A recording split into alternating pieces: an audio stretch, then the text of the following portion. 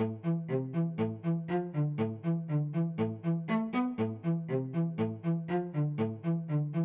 I first heard about Bitcoin, it seemed just like this very stupid magic internet money. I didn't really think it was very impressive at all. And I kept reading, and within a couple hours, I became absolutely hooked. Was skeptical at first, didn't think it could possibly work, but have the skills to actually go in and look at it and convince myself that technically it was correct, that it could actually work. It was just an experiment to begin with, but I could see the potential with it. It's a fundamental innovation. That's how I think of it. Bitcoin is the most important invention, at least since the internet. Ask yourself, which is more important in your life, money or email? And I think most people will say money, so this is bigger than email. It's just incredibly novel and interesting solution to problems.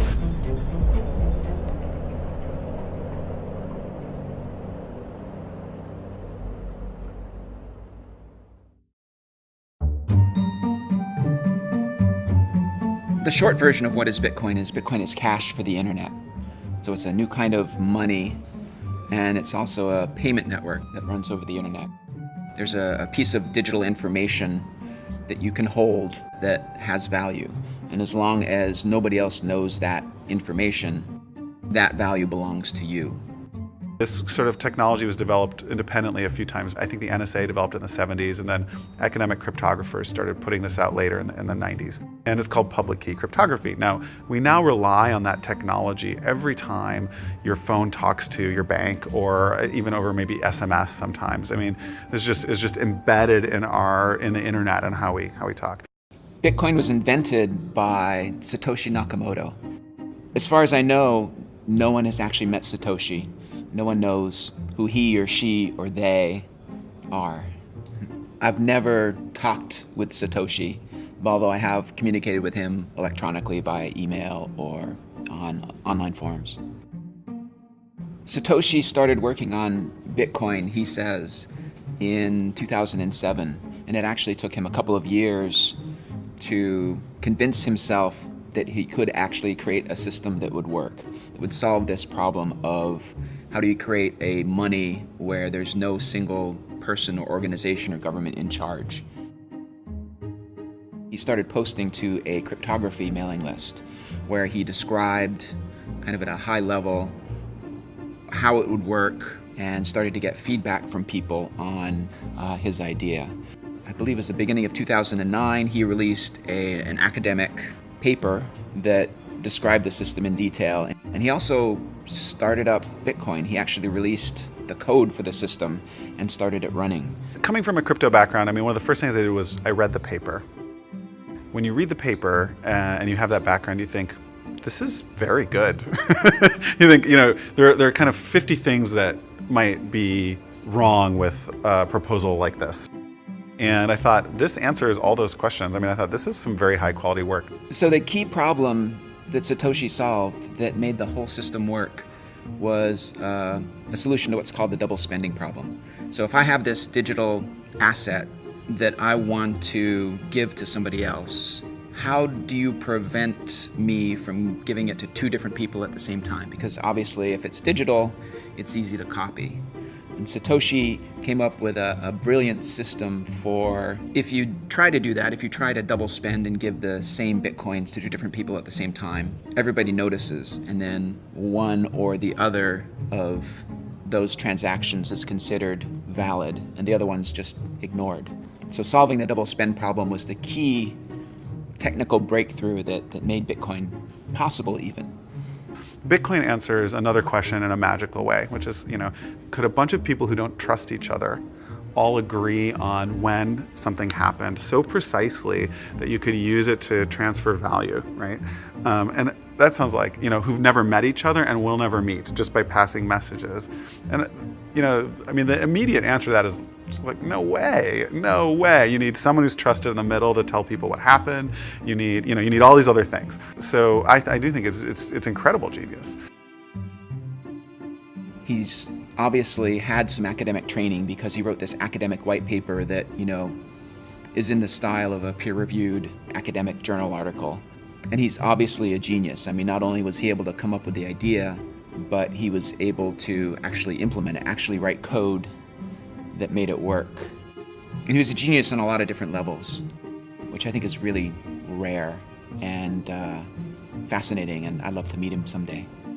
Satoshi sort of, I think, exists now in the Bitcoin subconscious almost. Things are named after him. It'll be a little bit like finding out who Santa Claus really is if Satoshi's ever revealed. Like, I think it'll be a blow to the collective psyche of Bitcoin. One interesting thing, there's some emails that have come out recently that indicate one of, a 90s era cryptographer was working on some of this stuff that pretty clearly turned into Bitcoin. That's a small community, so you probably narrow it down to 30 to 50 people that could have been working on it. I don't know who's had the last interaction with Satoshi. It might have possibly been me. My very last email to Satoshi, I actually had told him that I had been invited to give a talk at the CIA. So he had already told me that he was going to step back. I don't know if me telling him that I was just going to visit the CIA was the reason I've never heard from him again, but I certainly think it didn't help.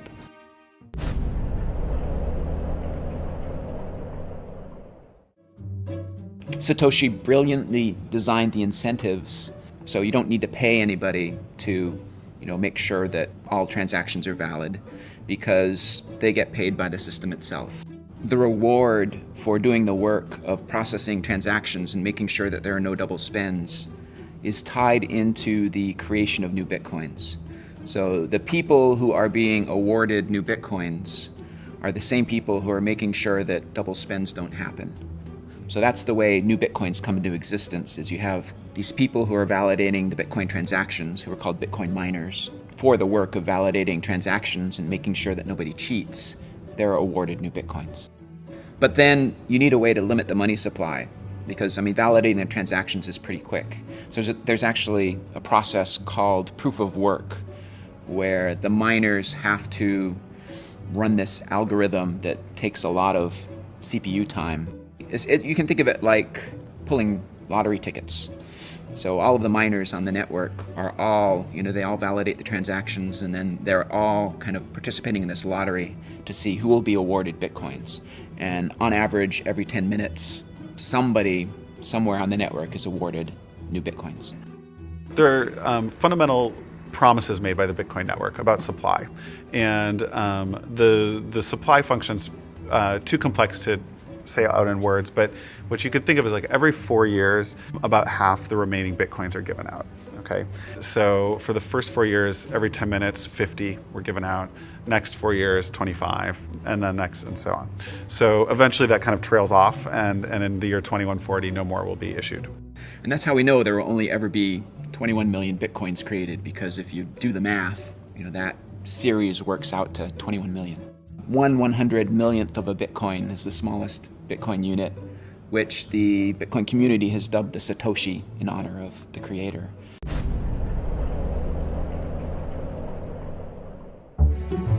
I got into it sort of the same way that a lot of the smart tech guys I know do, where they hear about it and it reminds them of something from like a science fiction novel that they read as a kid. Noch 10 Zentimeter und da hat sie aufgesetzt. You're like, oh, that's cool, but it can't exist. And then you go and you read the white paper and you're like, that makes sense. And then you look at the source code and try to find how you can break it, and you can't, right? And and then you're like, this is a real thing now. And so I've been following it, and I sort of as a hobbyist was mining just on my computer when I wasn't using it for anything else. I'm not a Bitcoin miner. I actually have, in the past, created a few Bitcoins. I ran the Bitcoin software on my laptop computer way back in, May of 2010, when not too many people knew about Bitcoin, and it was actually possible to create Bitcoins on an ordinary laptop computer. But when I did the math, I found out that, I was paying more in electricity to create the Bitcoins than the Bitcoins were worth. And so it made more sense, if I wanted to have some Bitcoins, to just buy them from somebody else, maybe somebody who lived in a place that had less expensive electricity than me. Okay, so there's a lot of altruism in the system. Very, very first miners wanted to help. Great, they think it's cool. They just think it's cool, whatever. You do a lot of things because you think they're cool. As soon as there's an exchange rate, miners are saying, like as I did in 2010, I have a lot of computers sitting around. They're already sucking power. I am happy to turn that into money. Like, who knows what I'll do with it? I can see I'm making money doing this. And that sort of spread mining. In 2010, you could mine with your home computer and make a decent amount of Bitcoins, which today would be worth a lot. At the time, they weren't.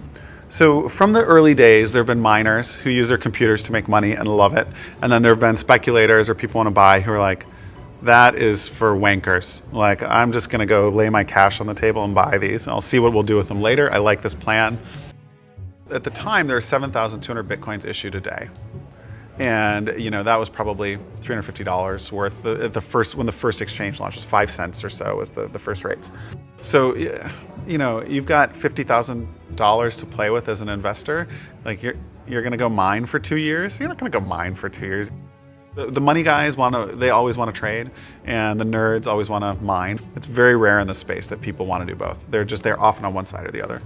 Bitcoin puzzles a lot of economists who would not have predicted that you'd be able to start from something that has no intrinsic value. I mean, there's zero value in the bits of data on your disk, and yet has managed to bootstrap itself into arguably the world's most valuable currency.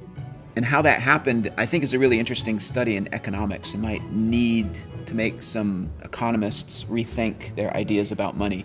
It took some early adopters with enough faith to actually spend real money to purchase some Bitcoins to start to give it a value.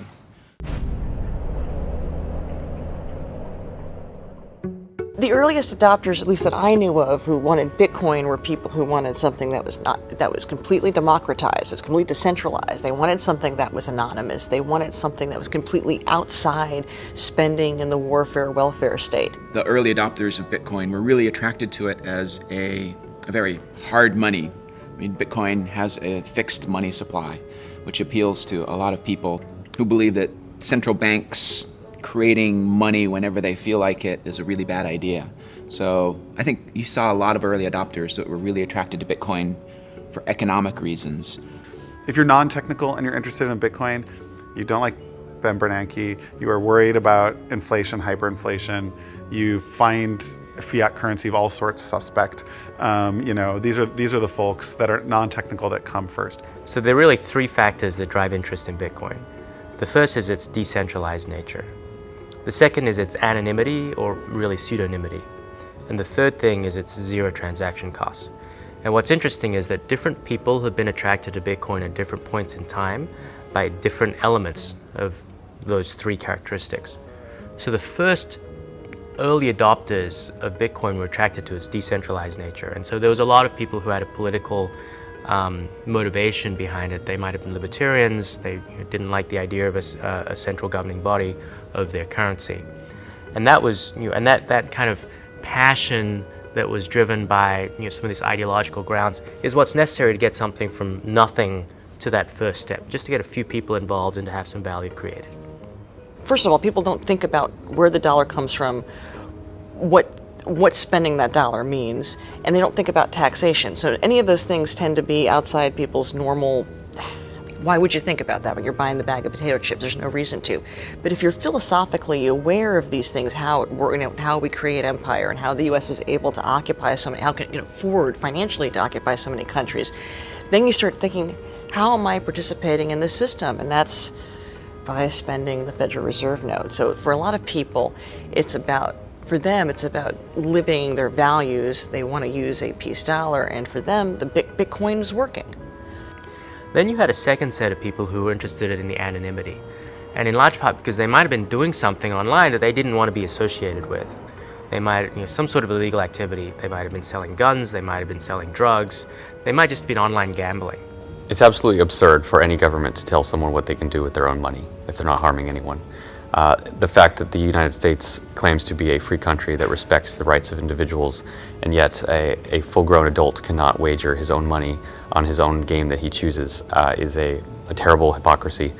Not to mention the fact that the state runs various lotteries, which have far worse odds than most casinos, and market themselves, in fact, to the very poorest and least able to understand the problems of gambling. So while the state does this institutionally, they also throw private people in prison for running games with better odds, better customer service, and it's one of many problems that we have with the government in the U.S. and in other countries. You know, Bitcoin has been widely used by a website called Silk Road, which allows pretty much everything to be bought and sold. Some of the products on there are made illegal by various governments, yet it trades on there. You know, I don't do drugs, I don't even drink caffeine or alcohol, so it's just nothing that personally I'm interested in. But what I am interested in is looking at the ability of the market to solve these problems, because these particular market actors, they were excluded from traditional banking systems, and Silk Road and Bitcoin have provided a solution to that. But we see other market actors which have also been excluded for different reasons. For example, WikiLeaks, they're engaged in political speech, and the banks and MasterCard, they've terminated service. We have the IRS targeting political opponents for political speech. And people wonder why they might want to have anonymity. It's very difficult to exercise your speech if you don't have the ability to transact. And so what we're seeing with Bitcoin is money has literally become speech. There are lots of people interested in Bitcoin for different reasons, and they have lots of different opinions on different things, and they argue with each other all the time. And yes, some people believe that things like Silk Road are terrible for Bitcoin. Other people think that that's the killer app, and that's why it has all of its value in the first place.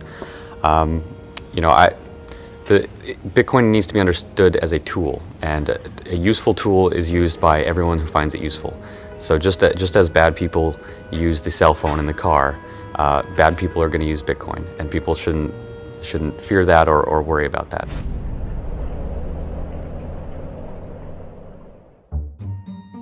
Now, the trouble with both of those groups of people is that they're just not that large.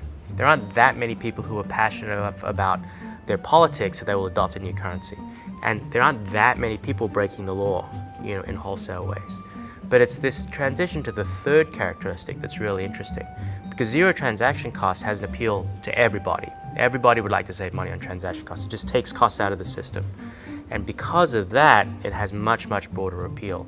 But what's interesting is that, and that's why I'm interested, right? That's why I'm interested in it. I think that, you know, you've got an opportunity to revolutionize financial services, tens of billions, hundreds of billions of market cap at risk. If that comes under pressure, then it's like squeezing a balloon. Market value has to be created somewhere else, ideally in these new companies. Coinbase, generally speaking, our goal is to make it easy for the average consumer and the average merchant to use Bitcoin. I think sort of the litmus test for all this is, can I feasibly present this to someone who hasn't seen it before, even my mom, and can she reasonably use it? That's sort of what we're trying to build towards. So whenever you get a new technology, there's always these predictable waves of companies. And the first wave is building the infrastructure that just makes the damn thing work, right? And right now, just to make Bitcoin work at all, you need exchanges to get money into Bitcoin, you need wallets to hold the Bitcoin, and you need payment processors to be able to spend the Bitcoin. So that's that infrastructure level. That's where we are today. You think about the average business that's accepting PayPal or credit card on the internet, they're paying roughly 2.7% to do that. And just even chopping that down to what a company like Coinbase offers at the moment, 1% costs is a significant cost saving. Let's say you're a 5% margin business. All of a sudden, if you're saving 2% on credit card processing costs, that's 40% to your bottom line, which is very non-negligible. Add in other things like a case like microtransactions, where maybe there's a prohibitive 20-cent base fee on a credit card. All of a sudden, you can now have a business model where it's pay 5 cents to read the rest of this article. So the biggest opportunity that I see right now is microtransactions. So if I want to pay somebody 5 cents online today, it's not possible. Because in a card not present transaction, if I'm trying to use my credit card, which I'm inevitably doing online, there's no other way, I can't pay cash, can't jam it into the computer, there's a minimum of a 30-cent charge plus 2% of the transaction. So if I'm trying to charge you 5 cents and it's going to cost me 30 cents to do it, like, I can't do it. So if you remember the earthquake in Haiti a little while ago, Red Cross had this great campaign. You could text to send $1. That was a one-off thing. You haven't seen that again. And the reason was because in that one instance, everybody waived their fees. But in general, you have the same problem. If you want to send somebody $1, donate $1 to a charity, 30-something cents of that is going to go just to the payment processing, which means only 70% of your donation actually goes to the charity that you intended to give it to. That's not a very good way to do things. With Bitcoin, because transaction costs go to zero because there are no minimums. You can have people giving $1, $2, 25 cents, and all of that money will go to the charity. So there are lots of these use cases that can become these vertical applications that sit on top of the infrastructure, and that's how new technologies emerge in financial services.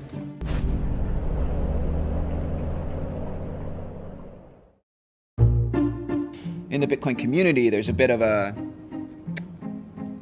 tension between people who pine for the good old days of Bitcoin kind of being the bad boy of currency to people who think that we need to grow up and engage with regulators and banks and the traditional finance system more.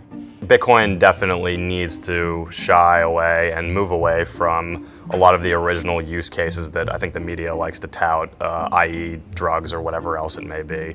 And for it to really flourish, the average sort of business needs to realize the great payment efficiencies that Bitcoin can bring.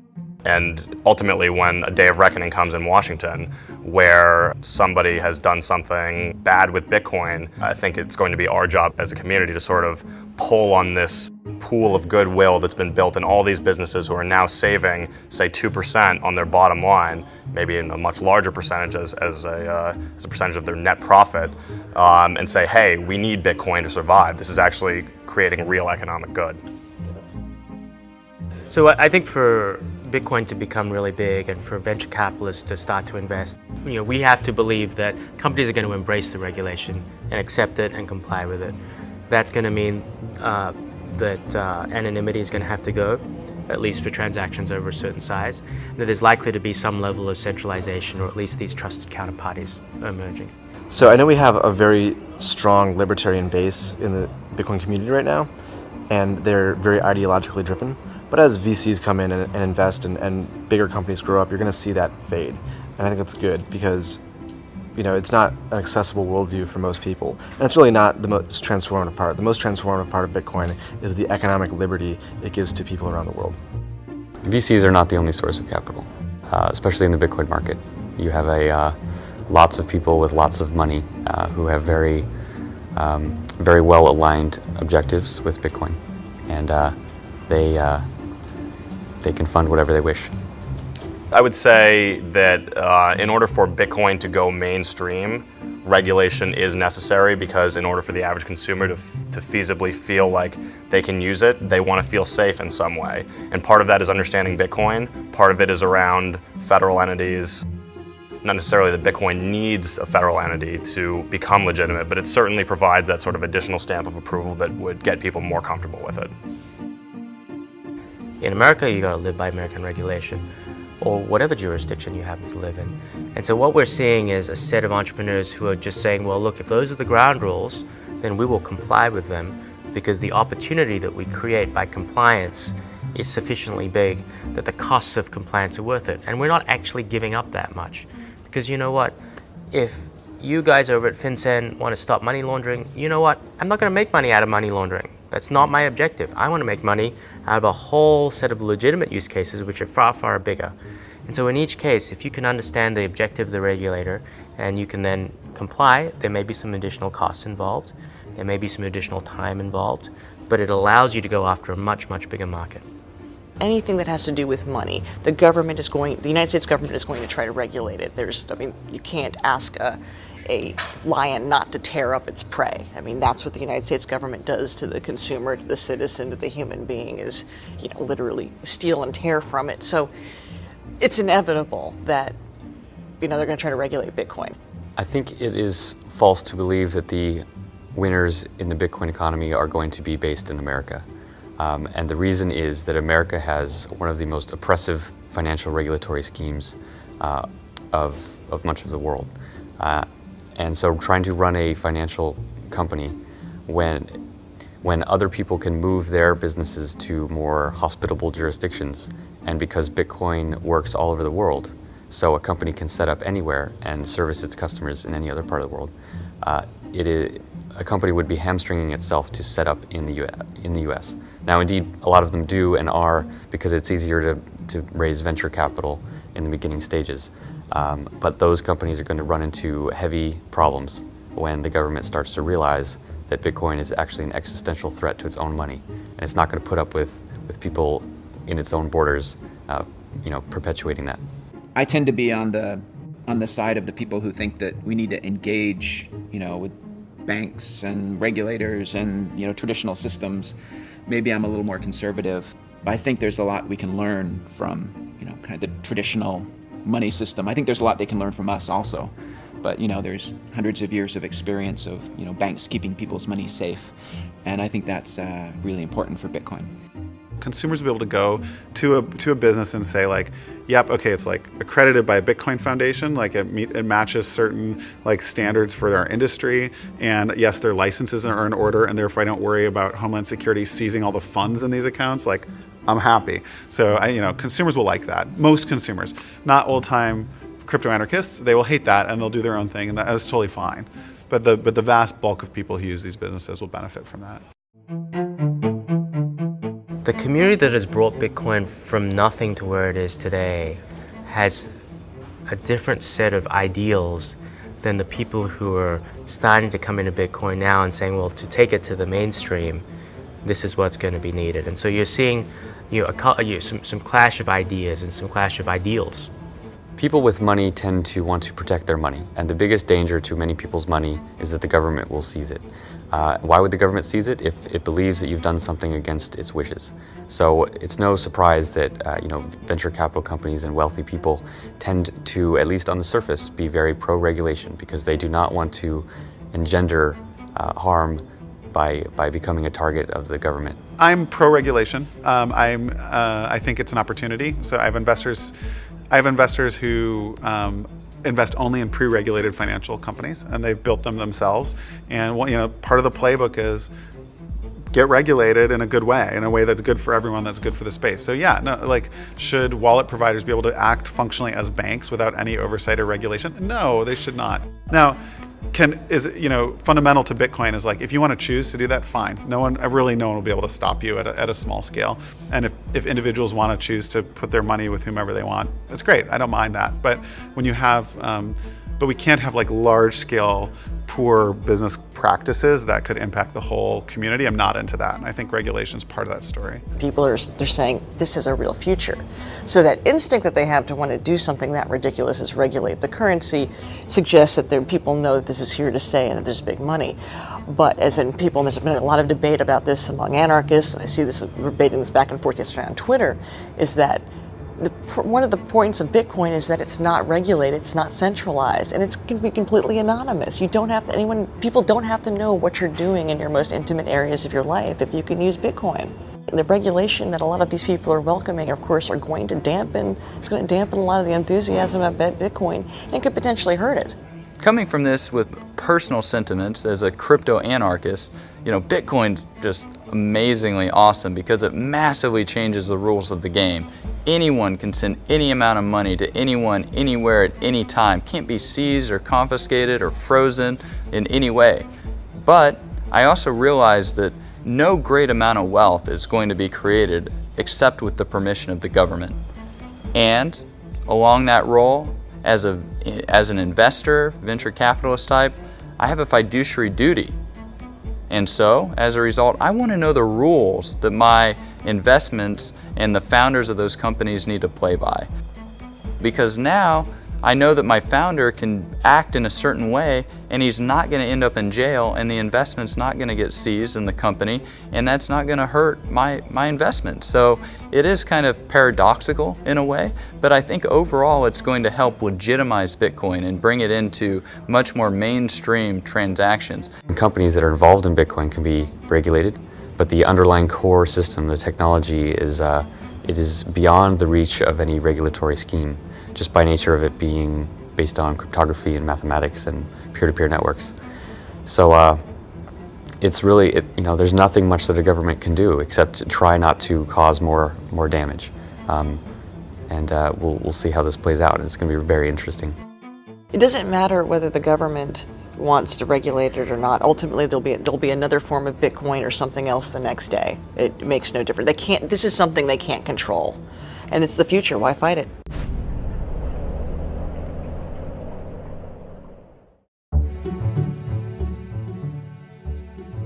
There are a lot of different ways Bitcoin could succeed.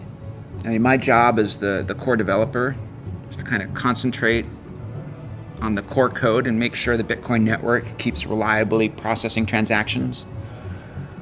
And then to kind of be agnostic about how Bitcoin succeeds. In 10 years, Bitcoin is likely to be gone simply because most things that are new tend to fail. So everyone who gets into this needs to understand that it could just disappear tomorrow and go away. But with that realization, if it has not fallen apart and it actually continues to work and continues to grow, it will have taken over much of the world's financial system. It will have changed everything about the way people move money, how they hold money, how they perceive value, what their relationships are with their government and with merchants and with each other. There's going to be amazing new ways that people use money that people can't even imagine now, just as when the internet came out, people couldn't imagine all the different things that people do. So it would be foolish to try to predict exactly what will happen, other than to say it will be very, very intense shift. And when people realize what happened over the course of so small a time, they'll look back and realize, wow, like that should have all been very obvious. I think it is the protocol for money on the internet. So in 20 years, when computers trade value with each other for whatever reason, they'll use Bitcoin or its successor to do that. It'll be just like right now, very rarely does any of our technology trade value.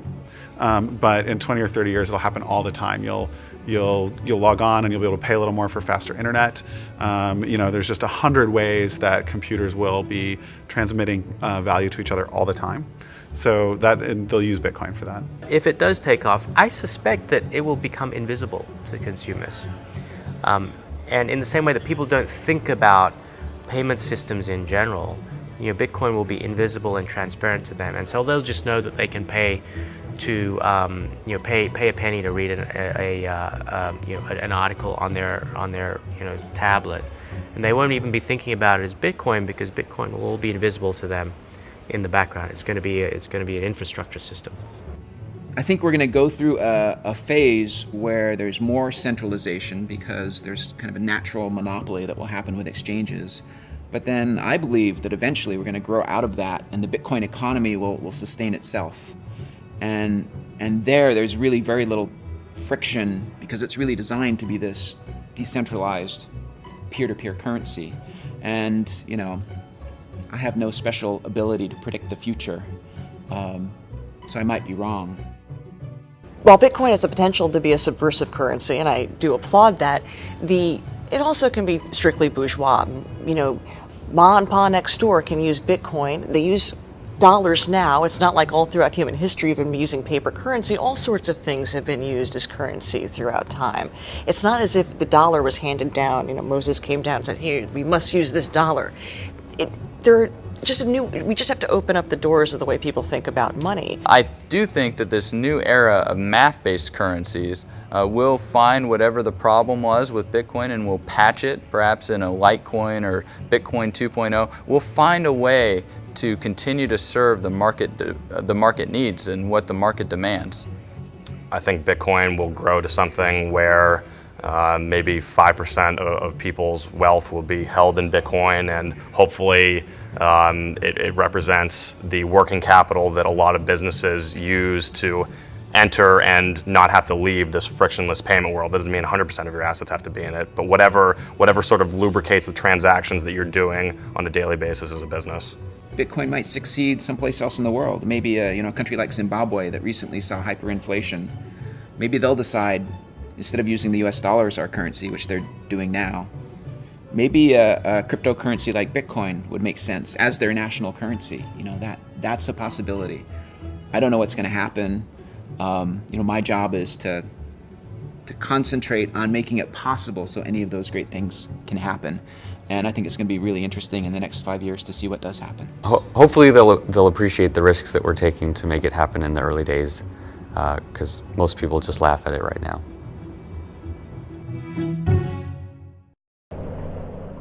Camera, right? Okay. Gavin, you won't look at the camera. Okay. There you go. Yeah, we're in AA leagues. Yeah. I call myself an anarchist if I'm forced to put a label on it. I just don't find that's entirely helpful in communicating some of these ideas to normal people. Yeah, I think America reached its peak probably in 2000, and it's been in decline since then. the guy used his credit card to order pizza to be delivered to the first guy. So that's the first publicly known transaction where some actual good other than money was involved. We believe, my company and I, that Bitcoins offers a final solution for the medical marijuana conundrum. We're having a Bitcoin party. Champagne's flowing, people are celebrating, we're all thinking, we're gonna be Bitcoin millionaires soon.